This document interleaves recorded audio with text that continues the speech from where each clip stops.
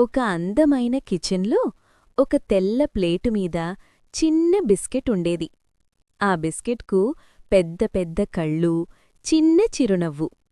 కాని మనసులో మాత్రం కొంచెం బాధ ఉండేది. పక్కనే ఒక పెద్ద చాక్లెట్ కేక్ ఉండేది. అది చాలా అందంగా క్రీంతో, చెర్రీతో మెరిసిపోతూ ఉండేది. కేక్ అనుకుంది, నేనే ఇక్కడ పెద్దది, నేనే అందమైనది, అందరూ నన్నే ఇష్టపడతారు. చిన్న బిస్కెట్ ఆ మాటలు విని మెల్లగా తలవంచుకుంది. నేను చాలా చిన్నవాడిని, నన్నెవరు పట్టించుకుంటారు? రోజూ పిల్లలొచ్చి కేక్ని చూస్తూ ఆనందపడేవాళ్లు. బిస్కెట్ మాత్రం నిశ్శబ్దంగా చూస్తూ ఉండేది. ఒకరోజు ఒక చిన్న పాప కిచెన్లోకి వచ్చింది. ఆ పాప ముఖంలో ఆకలి కనిపించింది. ఆ పాపతో పాటు ఆమె స్నేహితుడు వచ్చాడు.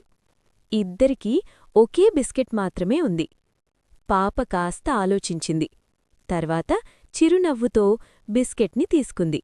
బిస్కెట్ని 2 ముక్కలుగా చేసి తన స్నేహితుడికి పంచింది. ఆ క్షణంలో చిన్న బిస్కెట్ చాలా ఆనందించింది. నేను చిన్నవాడినైనా ఎవరికో ఉపయోగపడ్డాను. కేక్ అది చూసి నిశ్శబ్దంగా అనుకుంది.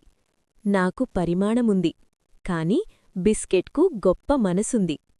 ఆ రోజునుంచి కేక్ గర్వం తగ్గింది. బిస్కెట్ ఆత్మవిశ్వాసం పెరిగింది.